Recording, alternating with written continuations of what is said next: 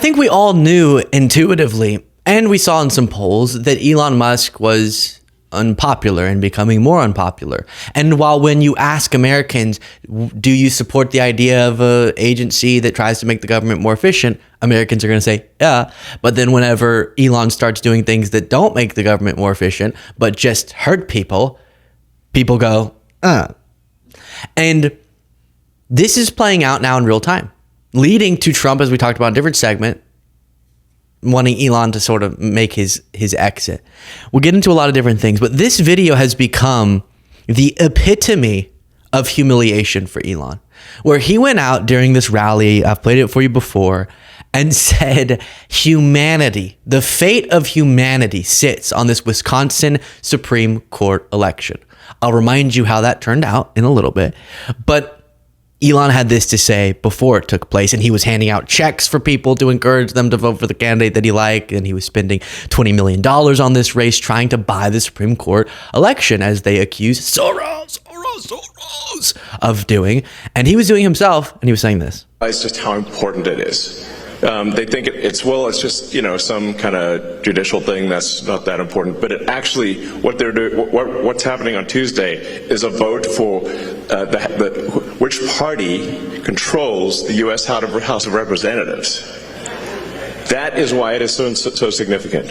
And whichever party controls the House, it to a significant degree controls the country, which then steers the course of Western civilization. So it's like, I feel like this is one of those things that may not seem that it's going to affect the entire destiny of humanity, but I think it will. No pressure. Yeah.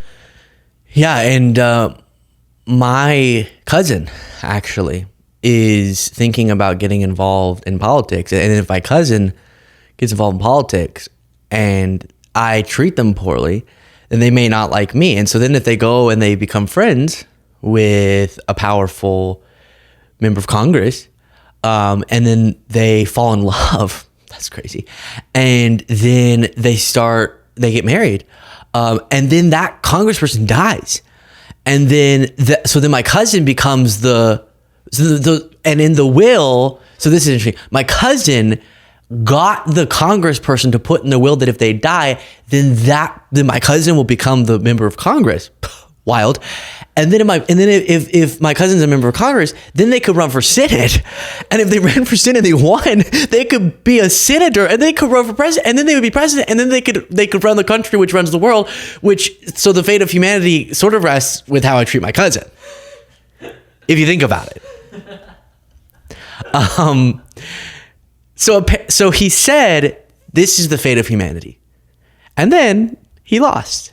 And all that money he dumped into this race, because it is consequential for the state of Wisconsin. The Supreme Court is going to see crucial cases. One of the things that they have power over when these cases are brought is the constitutionality or unconstitutionality of these legislative and congressional maps. And so it is true that because of the narrow margins that we see in the majorities in the House and in the state legislature, then you could, and this has happened, imagine that if you knock down one of these maps because it's so gerrymandered and you create a more fair map, you would see more Democratic representation, and that could very well happen because Republicans benefit a lot. Democrats sometimes do it too. Republicans really benefit from the gerrymandered, unrepresentative maps that they push through. So if a reasonable liberal majority Supreme Court knocks that down, it could make a big difference. I don't know if the fate of humanity, everything impacts the fate of humanity. Elon Musk said, I expected to lose, but there's value to losing a piece for a positional gain. What did you gain? You lost 20 mil. You handed out even more money to people. You put your credibility on. You made this race a little bit about yourself, and people didn't like you. And a lot of people said they went out to vote because they didn't like Musk trying to get involved. But apparently got positional gain. Interesting political piece. Musk said Wisconsin could decide the fate of Western civilization. Now he says he expected to lose. Brad Schimmel got thumped. He got thumped and humped and rumped by the liberal candidate. We're really happy it went this way. Democratic backed candidate Susan Crawford had an overwhelming victory Tuesday night, securing the court's liberal majority. Republicans lost decisively in Tuesday night's Wisconsin Supreme Court election. Elon Musk is still saying everything's going according to plan. Musk catapulted the state Supreme Court election in national view, vocally backing conservative candidate Brad Schimmel, who also clinched President Donald Trump's endorsement and pouring millions into the effort to get him elected. But people said no to Elon Musk, which is really exciting. Now, Harry Hinton here lays out the fact that Elon Musk is political poison. If you are a Republican candidate running in a swing state, you don't want Elon Musk anywhere near you. Yes, maybe you like the money, but you do not want his presence in your state. Why is that? Elon Musk, simply put, is an unpopular guy. He is political poison. Look in Wisconsin, his net favorable rating, minus 12 points, 12 points underwater. That is an even worse number when you look nationally. Look at that. It's minus 17 points. So if there's one big lesson to take away from Wisconsin is Elon Musk does not help Republicans when he shows up. If anything, the data suggests that he hurts them. Republicans, stay clear of Elon Musk. All I have ever done is help people and do good things, and the fact that the radical left doesn't like me must be because of communism. And they want everyone to have their they want everyone to be assigned a personally assigned drag queen who will control every aspect of their life and make each one of their children trans. That is the ultimate goal. That is the only reason Americans don't like me. Maybe would be the argument from Elon. In reality, people don't like to see when Trump ran on, we're going to drain the swamp and we're going to fight the elites. This administration headed up by Elon Musk and the dumpster, Donald Trump, dumpster, that's how I got there. And they don't like to see the richest people in the world, Elon Musk being potentially the richest guy in the world, going, I don't think that you should have those SNAP benefits. I don't think that these Social Security payments are legitimate. I don't think that you should have this. I don't think that poor children in other countries should have the support that fosters an environment that is more pro-American, but also keeps people from dying of starvation across the world. I don't think that that's a worthwhile expenditure. I don't think that the very institutions like the Consumer Financial Protection Bureau should be in place. We should dismantle those, because those always give me a headache when they try to protect people from people like me. People don't like that, right? The most rich person in the world getting to do that. That's why they're so upset with Elon.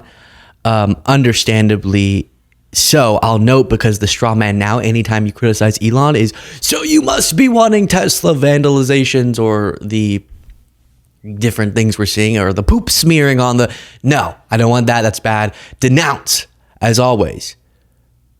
And that is bad because it's bad for the reasons that we normally oppose vandalism or violence, but it's also bad because it takes the focus away from just how bad Elon is. So let's focus in our peaceful opposition to Elon Musk, as people did in this Wisconsin race, and as hopefully we'll see electorally over and over again. My hope is that if this scoop is legitimate, Rachel Bates saying Trump has told his inner circle and members of his cabinet that Elon Musk will be stepping back in the coming weeks from his current role, that people won't forget. If that's true and Elon Musk is on the outs, that people won't forget the role that he played. In response, Caroline Leavitt said, this scoop is garbage. Elon Musk and President Trump have both publicly stated that Elon will depart from public services as a special government employee when his incredible work at Doge is complete. They can keep saying that, but people know. Now, we also mentioned this Florida race I didn't get to talk about because yesterday our Wi-Fi suffered a total nuclear meltdown that led to an emotional nuclear meltdown on my part. But BBC reports Republicans win twice in Florida, but results may stoke anxiety. And essentially what happened in these two deep red districts was, while Republicans still won, which was expected because these are normally not even, you wouldn't worry a bit as a Republican. They're 30-point districts for Republicans. The margins tighten. Republicans have won closely watched special Florida congressional elections, but with a much reduced majority that will make them uneasy about next year's midterms. And it goes through the specifics. A district that Trump carried by 30 points. This was the Gates district and the Waltz district, but the narrow margin down to around 14 points is likely to stoke some Republican anxiety. And it talks about the other race, similar phenomenon. These margins tightened in these two Florida special elections by a massive margin, going from 30 to 14. That could mean a lot if that same slide happens in districts that were only +5 for Republicans before. And hopefully that is indeed what we see, because they need to feel the electoral, political pain for the actions and the pain that they've brought onto people. Share your thoughts in the comments, support the show, get the members only bonus show by clicking that join button below.